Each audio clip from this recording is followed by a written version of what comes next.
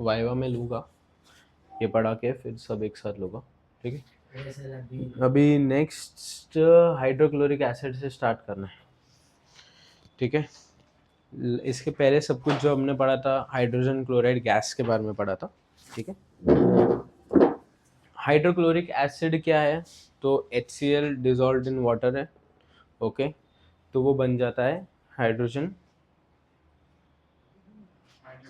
Hydrochloric acid, ठीक है।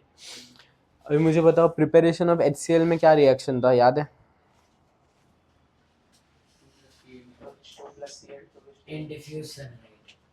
H2 plus Cl2 in diffusion, वो डायरेक्ट कॉम्बिनेशन वाला नहीं रे, laboratory preparation. concentrated hydrosulfuric acid makes but HCl plus NaHSO4 less than 200 degrees Celsius and Na2SO4 more than 200. हाँ ठीक है, तो हमें प्रिफर्ड कौन सा है? लेस देन 200, ठीक है, बाइसल्फेट। हाँ हाँ, तीन कॉसेस क्या थे, एक तो वेस्ट ऑफ एनर्जी, एक ग्लास एपरेटस क्रैक होगा, और हाँ स्टिकी मास फॉर्म होगा Na2SO4 का, ठीक है। तो अभी देखो, हमने हाइड्रोजन क्लोराइड गैस उस मेथड से ये किया, प्रोड्यूस किया, ठीक है। फिर वही गैस से हम उसे एसिड में कैसे कन्वर्ट करेंगे, तो ये मेथड भी याद रखना। इसे हम स्पेशल फनल अरेंजमेंट यूज़ करते हैं। स्पेशल फनल अरेंजमेंट क्यों यूज़ करते हैं, तो देखो ये ट्यूब से है ना गैस आने वाले HCl का, नीचे जो है वाटर है, तो वो HCl उसमें प्रोड्यूस होगा और वो HCl बनते जाएगा। अभी क्या होगा, इधर से गैस आएगा, ये वाटर में जाएगा, ये मिक्स होगा और ये एसिड बनने वाला है। तो हम ये डायरेक्टली पाइप को ये वाटर में क्यों नहीं इंसर्ट करते, क्योंकि क्या होगा, तो देखो प्रेशर डिफरेंस क्रिएट होगा यहाँ पर, ठीक है। उसके वजह से क्या होगा, चांसेस है कि ये जो गैस है, सॉरी ये जो वाटर है नीचे का, वो ऊपर चले जाए पाइप के अंदर, ठीक है। उससे जाए, उससे क्या होगा, जो भी अपैरेटस से HCl गैस आ रहा है वो डैमेज हो जाएगा, ठीक है। इसे क्या बोलते हैं, back suction of water. Pressure difference की वजह से वाटर जो है वो पीछे एब्जॉर्ब होगा पाइप में जहाँ से HCl आ रहा है। तो इसे अवॉइड करने के लिए हम क्या करते हैं, funnel, inverted funnel method use करते हैं। ये पाइप को हम एक इन्वर्टेड फनल कनेक्ट करते हैं। इन्वर्टेड फनल को है ना, ये वाटर लेवल में डिप करेंगे, ठीक है। उससे क्या होगा, उसमें भी बैक सक्शन क्रिएट होगा। जैसे ही ये HCl गैस यहाँ पर आएगा, प्रेशर डिफरेंस क्रिएट होगा। तो देखो क्या होगा, समझो कि हाँ इसमें से पानी यहाँ पर जमा हुआ, इतना पानी जमा होगा, इतना पानी जमा होगा, ठीक है। फिर एक पॉइंट आएगा कि इतना पानी यहाँ पर चले जाएगा कि इधर और इधर यहाँ पर एयर गैप क्रिएट हो जाएगा, है ना। यहाँ से पानी ऊपर चढ़ेगा तो यहाँ से पानी कम भी होगा ना। जैसे ही एयर गैप क्रिएट होगा, ठीक है, एक सर्टेन अमाउंट ऑफ, तभी ऊपर का प्रेशर और बाहर का प्रेशर इक्वलाइज हो जाएगा। पहले क्या था, यहाँ पे प्रेशर कम था, यहाँ पे प्रेशर ज़्यादा था, ठीक है, इसलिए वो वाटर ऊपर जा रहा था, हायर से लोअर प्रेशर में जाएगा ना, ठीक है। वो ऊपर जाएगा, ऊपर जाएगा, और जैसे ही एयर गैप क्रिएट होगा ना, ये जो भी पानी यहाँ पे जमा हुआ है ना, सब वापस नीचे आ जाएगा, ठीक है। तो पानी कभी भी कंप्लीटली ऊपर जाएगा ही नहीं ये वाले अरेंजमेंट में, ठीक है। इसमें क्या होता है, सरफेस एरिया कम होता है ना, तो प्रेशर गैप मतलब वो प्रेशर डिफरेंस इक्वलाइज नहीं हो पाता, तो इसलिए वाटर डायरेक्टली इंसर्ट्स इनसाइड, ठीक है। इसे क्या बोलते हैं, बैक सक्शन। उसे अवॉइड करने के लिए हम क्या यूज़ करते हैं, फनल अरेंजमेंट, ठीक है। Inverted funnel arrangement. Inverted funnel से क्या होता है, एयर गैप क्रिएट होता है, और जो भी ये वाटर है वापस इसमें आ जाएगा, फिर सेम सेम होते जाते हैं, पूरा का पूरा जो वाटर है वो HCl में कन्वर्ट हो जाएगा, ठीक है। और बाकी HCl तो हाईली सोल्यूबल इन वाटर है। कितना टाइम्स सोल्यूबल है, 452 हाँ, 1 volumes of water can dissolve 452 volumes of hydrogen chloride. 1.28 था ना, नहीं वो तो डेंसिटी है वो।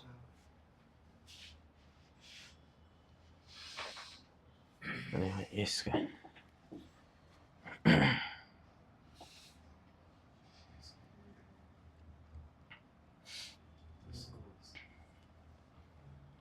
ये सब वही लिखा है, ठीक है।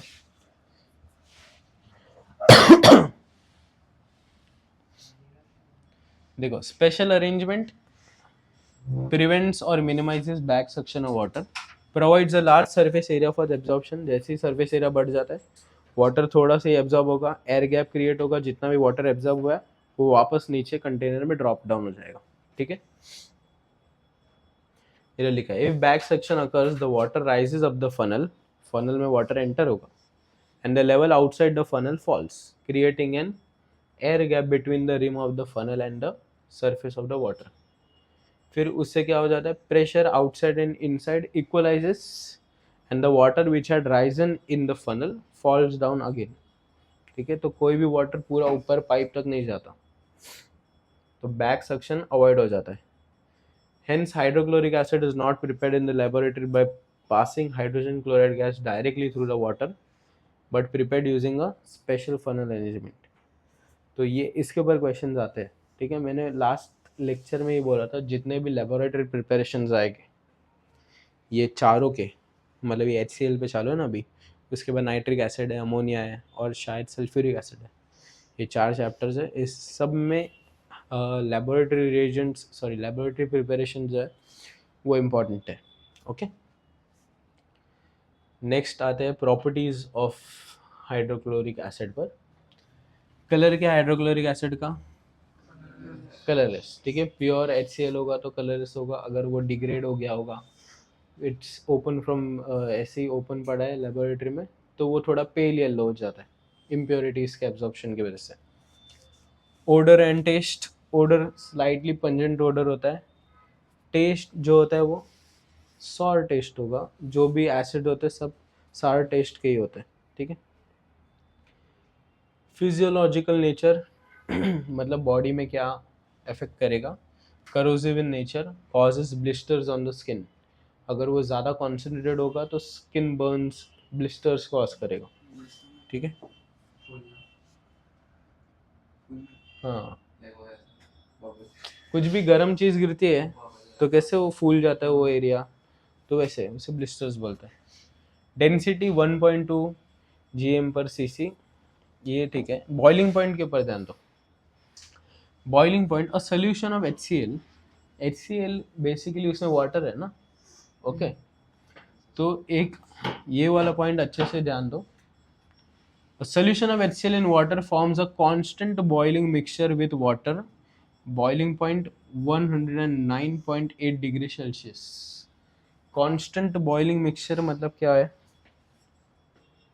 इसका मतलब समझे। अगर समझो मैं HCl प्रिपेयर करता हूँ, ठीक है, तो उसमें सर्टन अमाउंट ऑफ वाटर होगा, सर्टन अमाउंट ऑफ एसिड होगा, ठीक है। अगर समझो मैंने 100 ml, टोटल वेट मेरा 100 ml है, ठीक है, तो 100 ml H2O है और 16 ml मेरा इसमें है HCl acid. Percentage of HCl कितना है इसमें, मतलब 16%, ठीक है, अप्रॉक्स करो तो। अगर मैं इसे हीट करने रखूँ ये सोल्यूशन को, तो ये कितने डिग्री पे बॉईल होगा, 109 डिग्री पर ये बॉईल होना स्टार्ट होगा। इसमें से स्टार्टिंग में इवेपोरेट क्या होगा, वाटर, ठीक है, 100 डिग्री पर ही। 100 डिग्री पर वाटर निकलते जाएगा निकलते जाएगा निकलते जाएगा। कब तक निकलेगा वो, जब तक अभी वाटर निकल रहा है ना, मतलब वाटर कम होगा, वाटर कम होगा तो HCl का परसेंटेज बढ़ेगा। टोटल में HCl तो रहेगा 16% ही, पर वाटर क्योंकि कम होगा तो ये परसेंट बढ़ेगा ना। वाटर कब तक निकलेगा, जब तक HCl 22.2% हो जाता है। इसका मतलब समझे तुम लोग, हाईली कॉन्सेंट्रेटेड सोल्यूशन सिर्फ और सिर्फ इतना बना सकते हो कि सर्टन अमाउंट ऑफ वाटर में जब तक 22.2% ऑफ HCl आ जाता है वेट बाय वेट, तब तक ही वो कॉन्सेंट्रेटेड सोल्यूशन बन पाएगा। तुम लोग ऐसा कभी नहीं बना पाओगे कि 50 ml HCl और 50 ml वाटर, ओके। क्या नहीं, वही तो मैं बोला, 50 ml HCl और 50 ml वाटर का सोल्यूशन बनेगा नहीं, वो बोल रहे वो, ओके। अभी इसके बाद क्या होगा, मतलब ये, मतलब देखो मैं तुम लोग को अच्छे से समझाता हूँ। 50 ml HCl और 50 ml वाटर तुम लोग लोगे ना, तो वो डिजॉल्व होके एसिडिक सोल्यूशन बना लेंगे।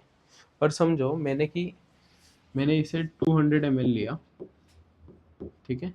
200 ml में मैंने ना 22% डाला, 22 ml रखा HCl। इसमें परसेंटेज ऑफ HCl कितना है, 11%, 11.1%, ठीक है। मैंने इसे हीट करने रखा और 100 डिग्री पर वाटर इवेपोरेट होना स्टार्ट हुआ, ठीक है। तो वाटर जब तक इवेपोरेट होगा, जब तक वो HCl 22% हो जाएगा। हाँ मतलब कितना, हाँ मतलब 100 ml वाटर इवेपोरेट हो गया, तो 100 ml बचा और उसमें 22.2 ml हमारा HCl बचा।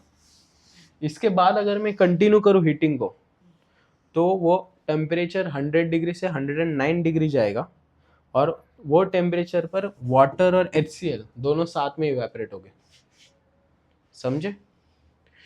जैसे ही ये परसेंटेज 22 पहुंच जाएगा ना, उसके बाद HCl और वाटर दोनों साथ में इवेपोरेट होना स्टार्ट हो गए और वो हमेशा यही परसेंटेज मेंटेन रहेगा। परसेंटेज इससे ज़्यादा बढ़ेगा नहीं, मतलब ऐसा कभी भी नहीं होगा कि सिर्फ वाटर इवेपोरेट होगा ये परसेंटेज के बाद। ओके, ऐसे टेम्परेचर को बोलते हैं, किधर गया, कांस्टेंट बॉइलिंग मिक्सचर, ठीक है। दोनों ही साथ में बॉईल या कि साथ में इवेपोरेट हो रहे, समझाइए। तो ये टेम्परेचर याद रखो बस, और ये वेट बाय वेट परसेंटेज याद रखो। After 22.2% water and HCl both prepare a constant boiling mixture at 109.8 degree Celsius. ये सब इसका मतलब समझा ना सबको, कांस्टेंट बॉइलिंग मिक्सचर का।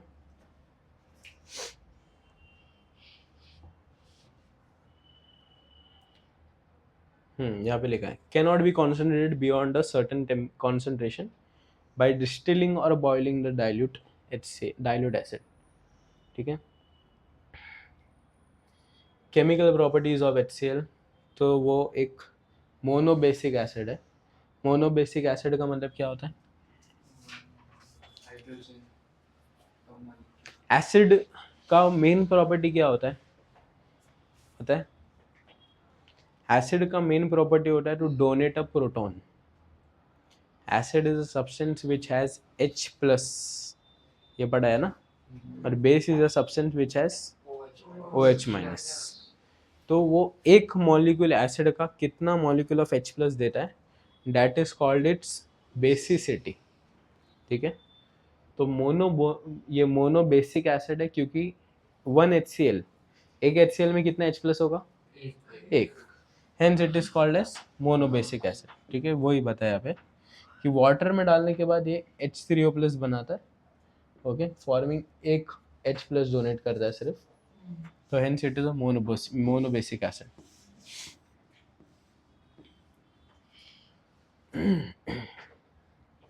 क्या ये वाटर में डिसॉल्व होगा कि नहीं होगा, HCl होगा, क्यों होगा,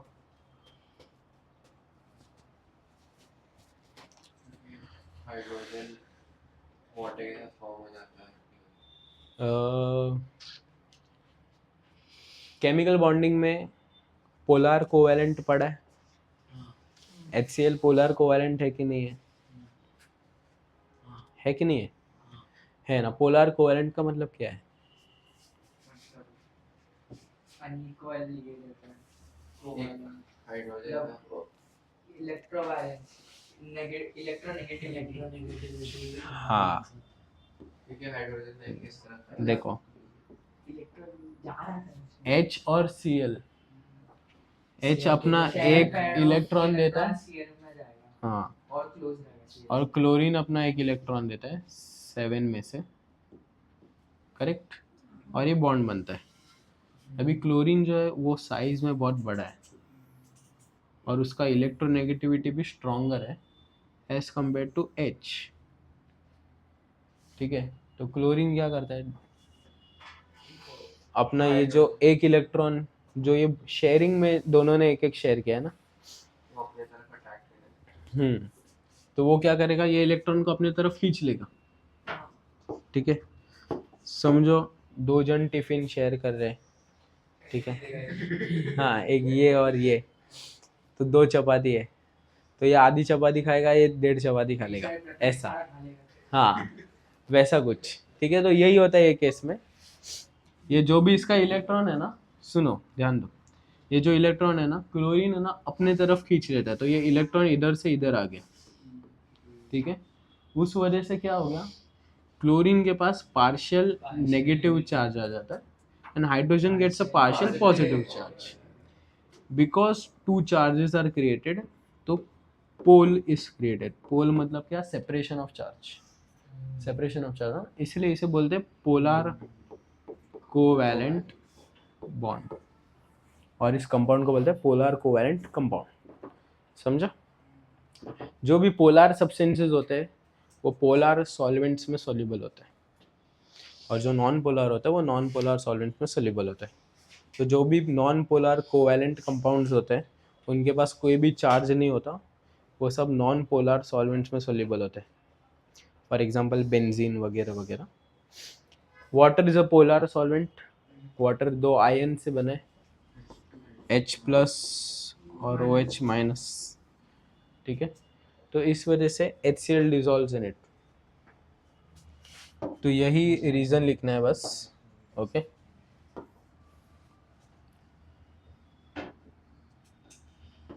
A solution of hydrogen chloride in organic solvent toluene, तो वाटर जो है वो एक इनऑर्गेनिक सॉल्वेंट है। ऑर्गेनिक सॉल्वेंट क्या होगा, जो तुम्हारे ऑर्गेनिक कंपाउंड्स में तुम लोग ने पढ़ा है ऑर्गेनिक केमिस्ट्री में, उसमें सिर्फ कार्बन हाइड्रोजन हो गए। टोलिन का स्ट्रक्चर तुम लोग को पता है, तो टोलिन का स्ट्रक्चर ऐसा होता है, देखते हैं कितना याद है तुम लोग को। ये बेंजीन है। It's really shaped. ये सारी close.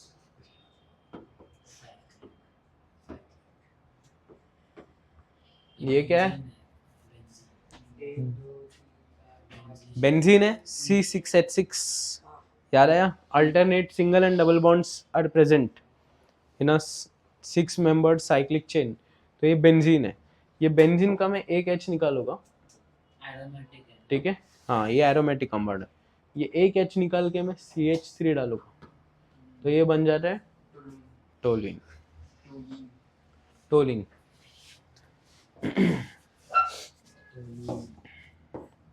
ठीक है। Toluene not being a polar solvent does not dissolve HCl molecule, simple. अगर वो पोलर में डिसॉल्व होगा तो वो नॉन पोलर में डिसॉल्व नहीं होगा, मैंने अभी बोला ना, जो पोलर है वो सिर्फ पोलर में डिसॉल्व होते हैं, नॉन पोलर है वो नॉन पोलर में डिसॉल्व होते हैं।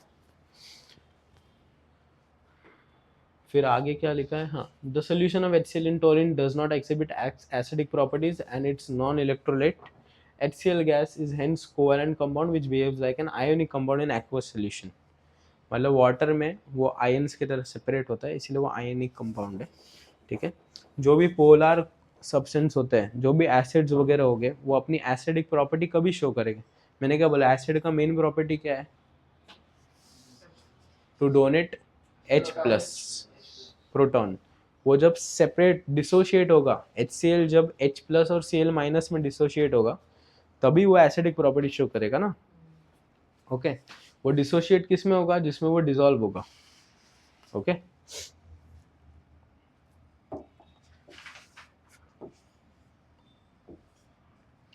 अभी प्रॉपर्टीज ऑफ डाइल्यूट एसिड दिया, डाइल्यूट एसिड और कॉन्सनट्रेटेड एसिड पता है क्या डिफरेंस होगा। अगर मैंने 100 ml वाटर लिया है, उसमें I have added only 10 ml of acid, 2 container लिया समझो 100 ml ऑफ वाटर का, एक में मैंने 10 ml ऑफ एसिड डाला, एक में मैंने 80 ml ऑफ एसिड डाला है, तो जो 10 ml वाला होगा वो क्या होगा, डाइल्यूट, 80 ml वाला क्या होगा, कॉन्सनट्रेटेड, जिसमें एसिड का अमाउंट बहुत ज़्यादा है, ठीक है। तो देखो मेटल के साथ HCl का रिएक्शन याद है, गैस का क्या बन रहा था, हाँ, हमेशा मेटल क्लोराइड बनेगा और H2 गैस रिलीज होगा, तो इधर भी सेम डाइल्यूट एसिड होगा, तो active metal gives salt plus hydrogen, salt मतलब वही सेम, हाँ, बेस होगा कोई भी तो सॉल्ट प्लस वाटर बनेगा। ये तो नॉर्मल न्यूट्रलाइजेशन रिएक्शन है, acid plus base gives salt plus water, ठीक है। तो वही कार्बोनेट या बाइकार्बोनेट होगा, तो कार्बोनेट और बाइकार्बोनेट भी एक काइंड ऑफ बेस होते हैं, हमेशा याद रखो। तो क्योंकि इसमें कार्बोनेट आयन आ जाता है ना, तो बेस के साथ रिएक्शन क्या हो रहा था, सेम सॉल्ट प्लस वाटर। यहाँ पे सिर्फ कार्बोनेट आ जाता है ना, तो ये साथ में कार्बन डाइऑक्साइड गैस भी रिलीज करते हैं। ओके, हमेशा याद रखो। सल्फेट होगा तो वो कौन सा गैस रिलीज करेगा, सल्फर डाइऑक्साइड। तो वही लिखा है सल्फाइट और बाइसल्फेट सल्फर डाइऑक्साइड गैस, ठीक है। इसमें कुछ इतना याद रखने जैसा नहीं है, नॉर्मल लॉजिक यूज करो सिर्फ। सल्फाइड के साथ वो H2S फॉर्म करेगा, हाइड्रोजन सल्फाइड। यही सबके रिएक्शंस दिए हो गया आई गेस। आगे देखो, मेटल के साथ नॉर्मल रिएक्शन है, same as hydrogen chloride. Metal salt produce करेगा और H2 गैस रिलीज होगा। बेस के साथ OH, ये बेसिक नेचर है, ठीक है, ये बेसिक ऑक्साइड है। बेस पता है ना क्या होता है, pH से भी बेस होते हैं, पता है, जिसका pH किससे ज़्यादा है, 7 से। तो ये वही है कॉपर ऑक्साइड। कार्बन डाइऑक्साइड भी बेसिक इन नेचर है। तो इसमें सॉल्ट प्रोड्यूस होगा सेम और वाटर प्रोड्यूस होगा। यहाँ पर भी सेम NH4Cl2 होगा, NH4Cl होगा, अमोनियम क्लोराइड, और H2O रिलीज होगा। कार्बोनेट के साथ सेम NaCl सॉल्ट बन गया, H2O वाटर हो गया और कार्बन डाइऑक्साइड गैस। तुम्हारा हमेशा वाटर और कार्बन डाइऑक्साइड फिक्स होगा, जो भी बचता है उसका सॉल्ट बना देने का। ओके, जैसे इसमें से वाटर और ये निकाल लोगे तो NaCl ही बचेगा ना।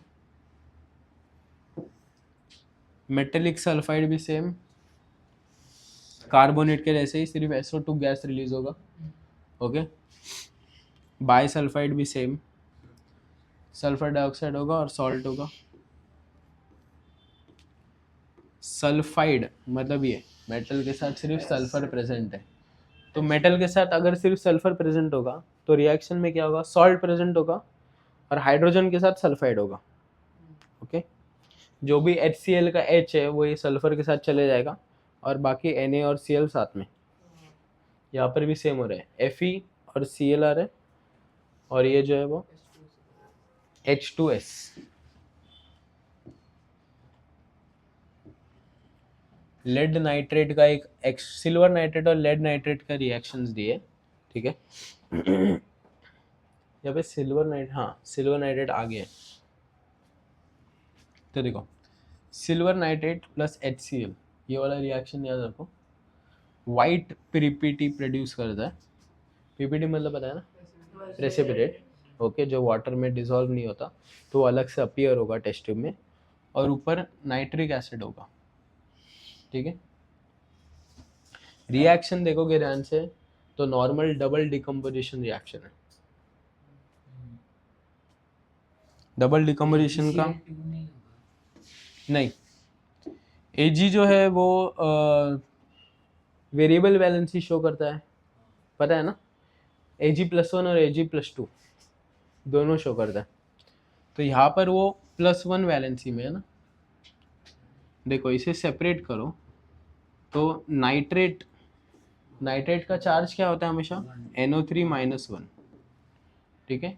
ये क्या होगा, Ag+1, कोई नंबर नहीं है तो ये क्या है, सिंपल है, H+Cl-।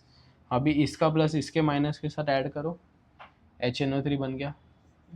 किधर है वो रिएक्शन, हाँ इधर, सॉरी, HNO3 बन गया और इसका प्लस Ag+ इसके C- के साथ AgCl, ठीक है। नॉर्मल डबल डिकम्पोजिशन रिएक्शन है। अब भी ऐसे ऐसे करते हो फिर एग्जाम में लिखते नहीं हो।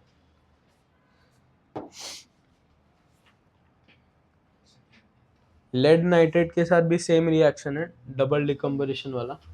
नाइट्रेट के साथ याद रखो नाइट्रिक एसिड फॉर्म होगा और जो मेटल है उसका सॉल्ट फॉर्म होगा, ठीक है। इधर white precipitate of PCl2 is formed which is soluble in hot water, मतलब समझे क्या? प्रेसिपिटेट जो होता है वो सोल्यूबल नहीं होता, इसीलिए वो एज पेस्ट अपीयर होता है। जैसे मैं उसे हॉट वाटर में डालूँ तो वो पेस्ट जो है वो भी सोल्यूबल हो जाएगा। ओके, एनालिटिकल केमिस्ट्री चैप्टर में यही सब याद रखना है कि कौन से रिएक्शन में कौन सा प्रेसिपिटेट बनता है। थाई सल्फेट वाला रिएक्शन एक याद रखो, ठीक है, इसे सोडियम थाई सल्फेट बोलते हैं। Na2H2O3 ये जब HCl के साथ रिएक्ट करता है तो NaCl SO2 सल्फर का प्रेसिपिटेट बनाता है, ठीक है, जो कि येलो कलर का होता है, और H2, ठीक है। ये रिएक्शन एक इम्पोर्टेंट में याद रखो। सर वो नाम क्या था कंपाउंड कौन सा? ये का? इसके अंदर है ना थाई सल्फेट, इधर लिखा है डाइसल्फाइड। Sodium thiosulphate. थायोसल्फेट थायो क्यों है? क्योंकि और एक सल्फर प्रेजेंट है, इसीलिए जहाँ पे भी सल्फर रहता है ना तो वहाँ पे वर्ड आता है थायो। यहाँ पे ऑलरेडी सल्फेट था, सोडियम सल्फेट, उसमें हमने और एक सल्फर डाला है, इसलिए इसका वर्ड हो जाता है सोडियम थायोसल्फेट। ऐसा रिएक्शन विथ ऑक्सीडाइजिंग एजेंट्स, तो पावरफुल ऑक्सीडाइजिंग एजेंट्स दो या तीन चार मेंशन है यहाँ पे। हाँ, मैंगनीज ऑक्साइड मेंशन है। तुम्हारे ऑर्गेनिक केमिस्ट्री में क्या क्या मेंशन है? मैंगनीज ऑक्साइड था वहाँ पे भी, फिर और क्या था? लेड नहीं लेड नहीं था, इधर है वो। कुछ तो था। पोटेशियम डाइक्रोमेट था, K2Cr2O7, उससे वो कंटिन्यूअस रिएक्शन था, अल्कोहल से अल्डिहाइड से एसिड, याद है? मैंगनीज ऑक्साइड से सिर्फ एक ही रिएक्शन दिखाता था, सिर्फ अल्कोहल फॉर्म करता था। और एक ये था मोलिब्डेनम डाइऑक्साइड, है ना, वो एक था, उससे अल्डिहाइड फॉर्म करता था। जाने दो, बाद में याद रखो, ठीक है। मैं जो इसके लिए वीडियोस डालूंगा ना ऑर्गेनिक के, उन लोग को मैं बहुत स्लो पढ़ा रहा हूँ ऑर्गेनिक, तो एक बार वो ग्रेग वालों को मैं ऑर्गेनिक पढ़ा रहा हूँ, ठीक है, तो एक बार वो वीडियोस गो थ्रू करो, ठीक है, अच्छे से, तुम्हारा एकदम अच्छे से रिवाइज भी हो जाएगा, ठीक है। क्योंकि ऑर्गेनिक और मोल कॉन्सेप्ट ये दो को बहुत प्रैक्टिस लगेगा तुम लोग को, ठीक है। दोनों इजी चैप्टर है, तुम लोग को पता नहीं तुम लोग को मोल कॉन्सेप्ट हार्ड क्यों लगता है।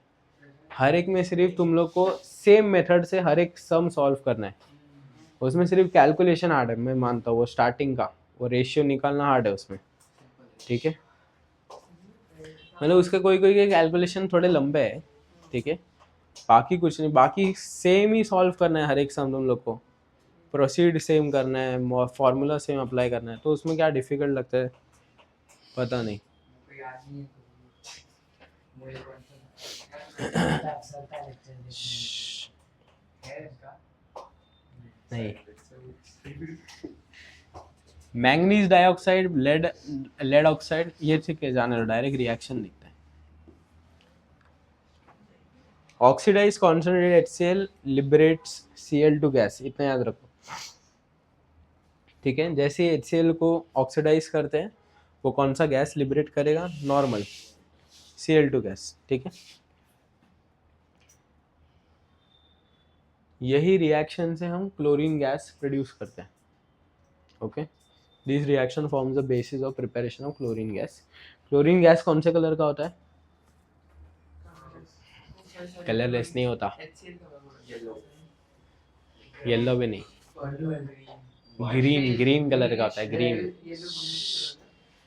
HCl गैस है ना, ग्रीन कलर का होता है। पिक्चर वगैरह में देखा है, वो ऐसे बॉटल फेंकते हैं, ग्रीन कलर का गैस निकलता है अटैक्स के टाइम, तो वर्ल्ड वॉर में यूज़ करते थे, ठीक है। नहीं चपाक विपाक वो सब नहीं, वो सब उस सब में होता है एसिड अटैक है, कि बॉटल में ना गैस भरा होता है, वैसे फेंकते हैं, वो गैस जैसे रिलीज होता है क्लोरीन गैस होता है। क्लोरीन गैस जो होता है हमारे लिए पॉइजनस होता है, ठीक है। तो इसीलिए तो वॉर में यूज़ करते थे, वर्ल्ड वॉर में यूज़ करते थे अरब से भी डायरेक्ट। तो देखो ऑक्सीडाइजिंग से एक ही रिएक्शन याद रखो, ठीक है। देखो एक तो हम मेटल ऑक्साइड यूज़ करें, मेटल कभी भी रहेगा तो मेटल का Cl2 वाला सॉल्ट बनेगा, Cl वाला सॉल्ट बनेगा, ठीक है। कोई भी मेटल हम HCl में ऐड करोगे तो ये मेटल जो है वो ये Cl के साथ निकलेगा।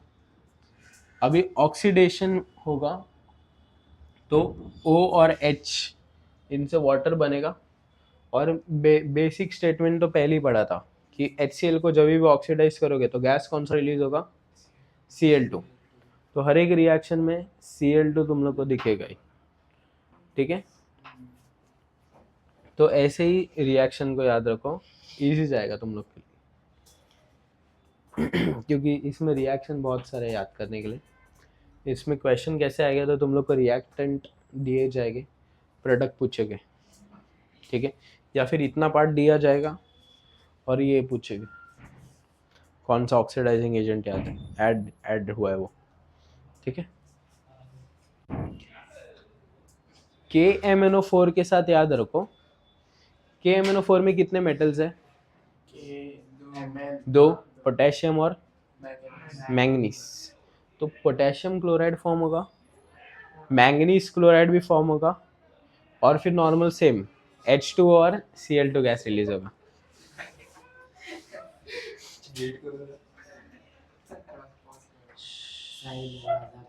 देखो रुक जाओ, सेम हो रहा है पोटेशियम डाइक्रोमेट में, इसमें भी दो मेटल है तो दोनों मेटल का salt, potassium chloride, chromium chloride, H2 और Cl2, ठीक है। याद रहेगा नहीं, पक्का।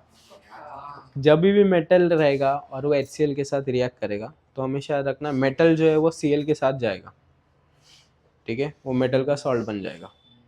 अगर वो ऑक्सीडाइजिंग एजेंट होगा तो Cl2 गैस भी फॉर्म होगा और वाटर भी होगा, ठीक है। देखो यहाँ पे लिखा है वो रिएक्शन का general formula, oxidising agent plus hydrochloric acid gives salt, वो जो भी मेटल रहेगा उसका salt, plus water plus Cl2।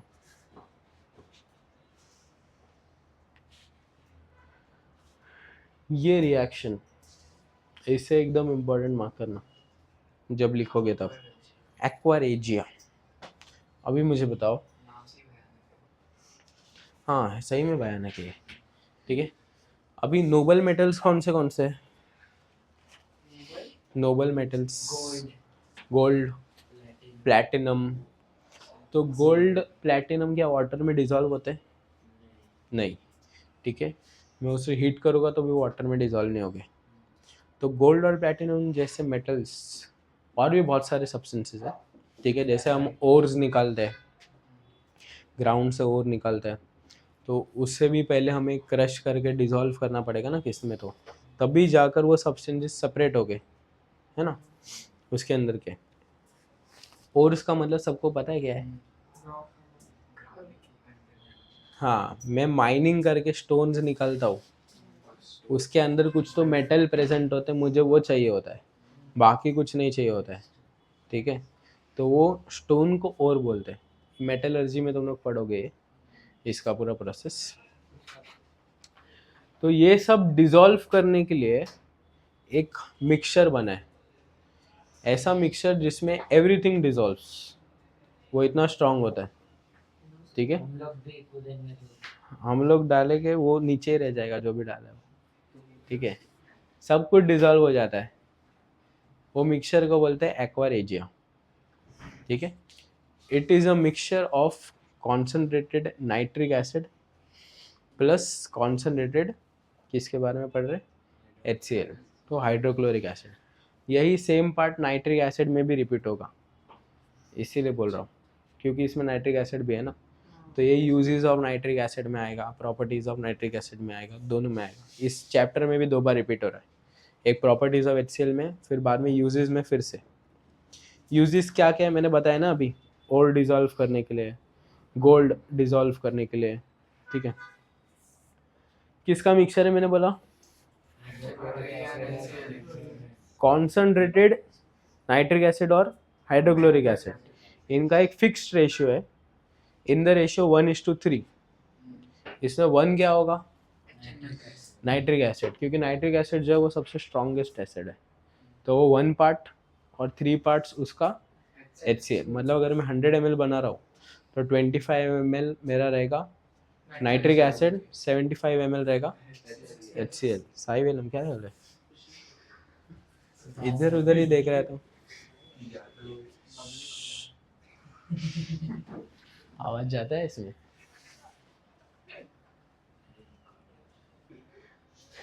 शांति रखो। नाइट्रिक एसिड तो देखो रिएक्शन में क्या होता है वो देखो। Nitric acid same, nitric acid एक स्ट्रॉन्ग ऑक्सीडाइजिंग एजेंट है। ऑक्सीडाइजिंग एजेंट के साथ क्या रिएक्शन हो रहा था? Chloride plus water, gas, salt, ठीक है, और क्लोरीन गैस एक मेन है। अभी यहाँ पे कोई मेटल तो है नहीं, है ना, नाइट्रिक एसिड में, तो ये रिएक्शन थोड़ा सा अलग हो जाता है, ठीक है। इसमें देखो नाइट्रिक एसिड ऑक्सीडाइजिंग एजेंट है, HCl में ऐड करता हूँ तो सॉल्ट, वाटर और क्लोरीन प्रोड्यूस होता है। फिर ये जो सॉल्ट जो होता है ना वो ये नाइट्रोसिल क्लोराइड। नाइट्रोसिल क्लोराइड क्या होता है? NOCl। HNO3 में से सिर्फ H आएगा यहाँ पे वाटर के लिए, बाकी NO रह जाएगा, NOCl। सेम ही हो रहा है, वो वहाँ पे मेटल के साथ क्लोरीन जाता था, यहाँ पे नाइट्रोजन ऑक्साइड के साथ क्लोरीन जा रहा है बस। ओके देखो ये HNO3 1 part, HCl 3 part gives NOCl plus H2O plus chlorine gas Cl2, ठीक है। एक्वा रेजिया, ये मिक्सचर को बोलते हैं एक्वा रेजिया। और इसमें जो नेसेंट क्लोरीन है, इसमें Cl2 नहीं फॉर्म होता है, इसमें नेसेंट क्लोरीन फॉर्म होता है। नेसेंट मतलब क्या? सिर्फ single atom of chlorine which is not bonded to another chlorine. तो ये हाईली रिएक्टिव होता है नेसेंट क्लोरीन, बहुत ज़्यादा। ओके हम जो भी रिएक्शन में डिफ्यूज्ड सनलाइट यूज़ करते हैं ना, वो ये क्लोरीन को, नेसेंट क्लोरीन को प्रोड्यूस करने के लिए यूज़ करते हैं।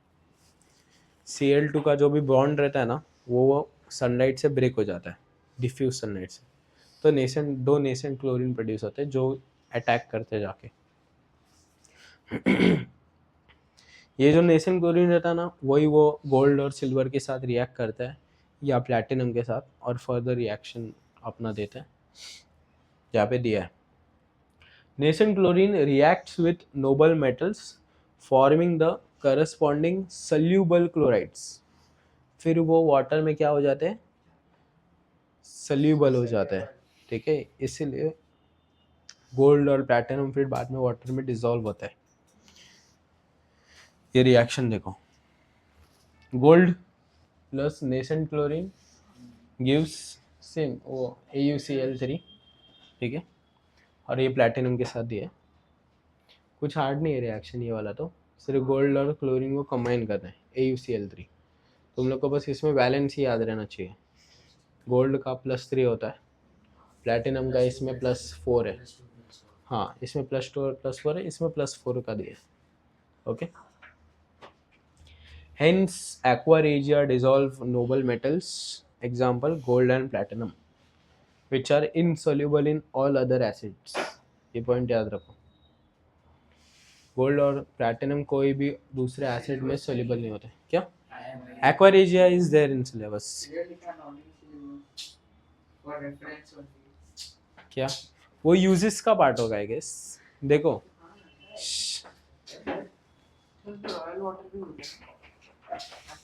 हाँ हाँ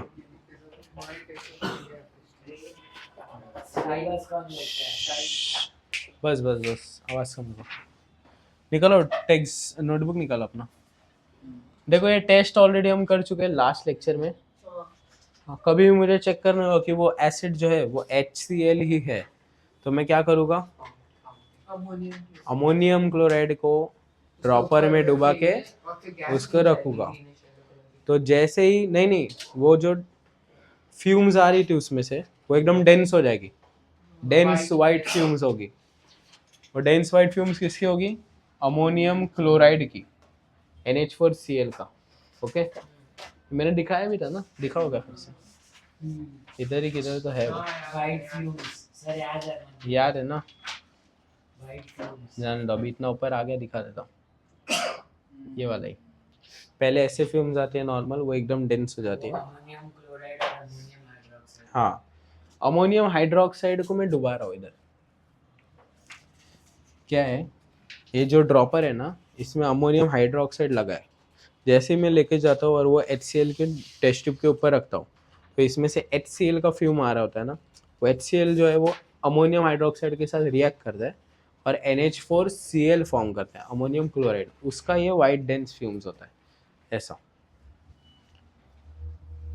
बाकी अमोनिया के सब्सटेंस के इतने गंदे बास होते हैं ना, बहुत स्ट्रॉन्ग स्मेल होता है, पंजेंट नहीं, ऐसा स्मेल होता है तुम लोग नाक में ले ही नहीं सकते, नोज अंदर से ऐसा बर्निंग सेंसेशन हो जाता है एकदम, और आँख में जाता है तो आँख जल आँख आँख मतलब तुम लोग ज़्यादा टाइम ऊपर नहीं रख पाते, आँख से पानी आ जाता है। कॉन्सनट्रेटेड बहुत, मतलब तुम लोग ऐसे एक बार स्मेल करोगे उसके बाद तुम लोग खुद ही दूर हट जाओगे, ऐसा होता है। हाँ वो खाली इंडस्ट्रीज के फोटो है, वही दिखा रहा था मैं, इसके ऊपर का कुछ तो बचा होगा ना। हाँ यही सब जो AgCl का वाइट PPT फॉर्म होता है, सिल्वर PPT, वो सब जो मैंने रिएक्शन में बताया वही सब है टेस्ट में। ओके ये वाला रिएक्शन भी एक बार नोट कर लो, AgNO3 सिल्वर नाइट्रेट वाला, सिल्वर नाइट्रेट टेस्ट बोलते हैं इसे, silver nitrate plus HCl gives AgCl का PPT। तो ये PPT जो होता है वो white PPT of silver chloride होता है, सिंपल। किस में सोल्यूबल है? एक्सेस ऑफ अमोनियम हाइड्रोक्साइड, मतलब वो जो PPT है वो डिसॉल्व हो जाता है अमोनियम हाइड्रोक्साइड में, and insoluble in dilute HNO3 और वाटर कोल्ड। ये इतना आगे का याद रखने की जरूरत नहीं है, इधर तक याद रखो, वाइट PPT फॉर्म करता है AgCl का। ओके फिर वही आगे रिएक्शन दिया है कि AgCl प्लस NH4OH एक्सेस में ये कॉम्प्लेक्स फॉर्म करता है जिसमें वो डिसॉल्व हो जाता है ऐसे।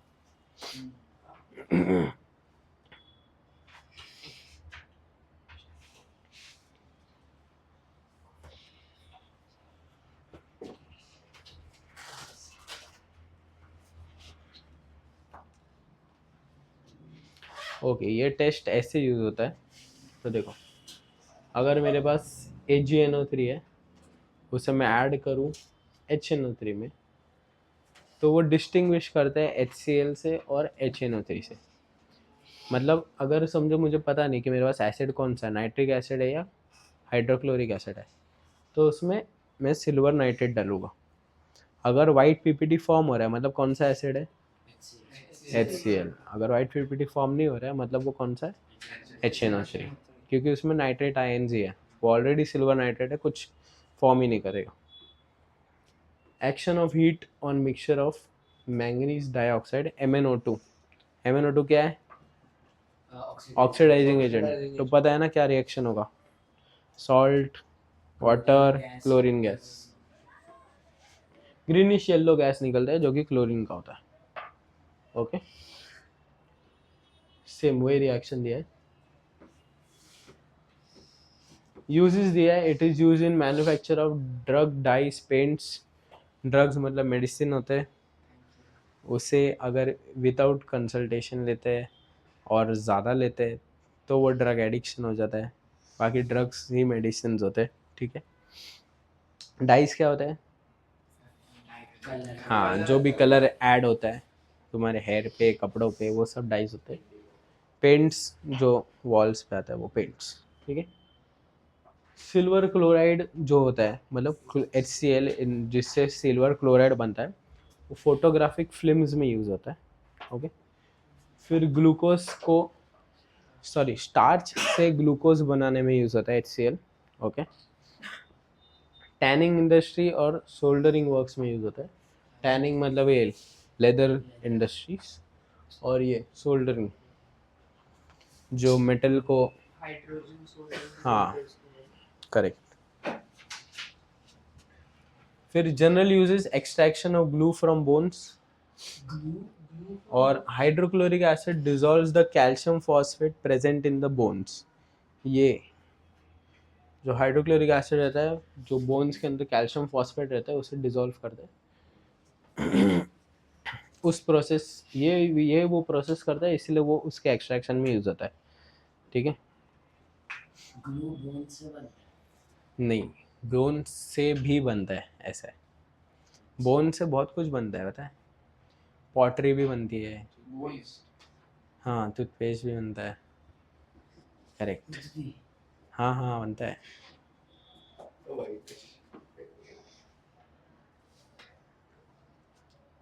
नहीं, टूथपेस्ट नहीं बनता, कुछ भी बोलता है।